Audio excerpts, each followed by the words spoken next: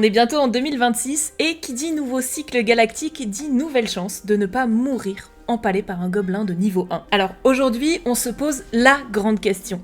Quelles seront nos bonnes résolutions pour nos parties de JDR en 2026 ? Pas celles qu'on abandonne en février, hein. De vraies qu'on pourrait peut-être tenir. Allez, un petit peu.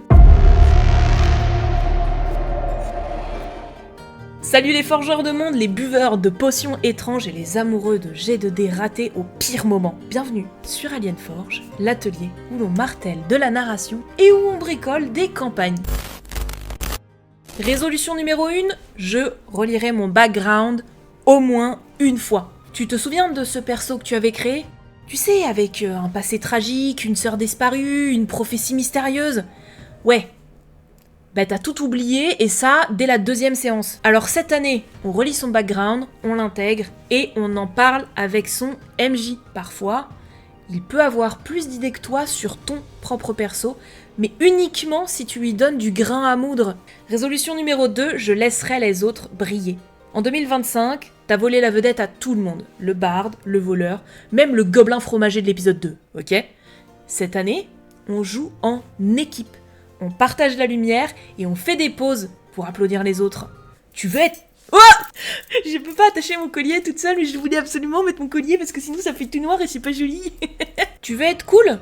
Alors sois celui qui tend la perche aux autres pour qu'ils le soient. Résolution numéro 3, j'arrêterai de sortir de mon personnage toutes les 3 minutes. Oui, faire une blague méta toutes les 20 secondes, c'est tentant, mais au bout d'un moment, c'est plus une table de jeu qu'on a, c'est un plateau télévisé.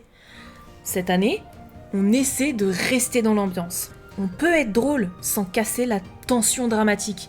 Un bon RP, c'est comme un bon film. Faut pas qu'un acteur regarde la caméra en plein duel final. Même Deadpool, c'est garder des moments sans briser le 4e mur. Don't look at the camera. What?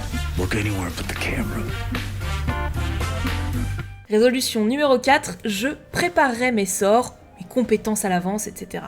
On l'a tous fait le « Oh attends, je crois que j'ai un sort pour ça, quelque part ». En 2026, on anticipe.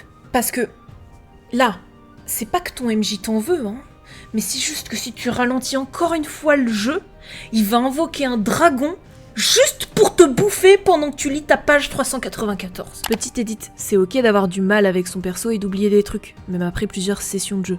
C'est normal, et ça arrive à tout le monde. Mais s'il vous plaît, respectez le temps de travail de votre MJ et l'implication et le soin que les autres PJ apportent à retenir leurs caractéristiques et capacités en y mettant également du vôtre. Résolution numéro 5, j'explorerai des archétypes différents. Et si, pour une fois, tu ne jouais pas un rôdeur taciturne, traumatisé avec une capuche, ou une guerrière super forte mais qui a perdu la mémoire ? Et si tu jouais un nain optimiste, un mage sociopathe mais gentil, un paladin paresseux, je sais pas, quelque chose de différent. 2026, ça doit être l'année de l'expérimentation. Fais sortir ton cerveau de sa tanière et de sa zone de confort. Et pour les MJ dans tout ça.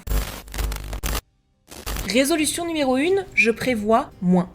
Oui, tu peux passer 8 heures à rédiger le lore d'un temple que les joueurs vont esquiver en une seule phrase. Mais cette année, tu vas respirer. Moins de préparation et plus d'impro intelligente. Fais confiance à ton instinct et surtout à la synergie de ta table. Prépare des idées, pas des plans rigides. Résolution numéro 2, je ne ferai pas mourir un perso juste parce qu'il m'a frustré. Tu vois, ce PJ qui s'aborde ta scène épique avec une vanne sur les pigeons mutants, tu veux le punir là, mais tu vas pas le faire. Cette année, on reste juste cohérent, mais jamais vindicatif. Ton rôle, c'est d'être le gardien du monde et des PJ, pas leur bourreau. Résolution numéro 3, je recyclerai mes idées.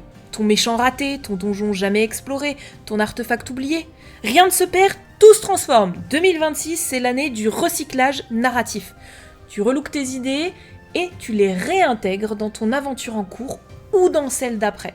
Résolution numéro 4, je m'écouterai. Si tu es épuisé, si tu n'as plus d'inspi, si tu joues en pilote automatique, tu as le droit de faire une pause, de le dire à tes joueurs et de respirer. On est là pour le plaisir, pas pour la performance.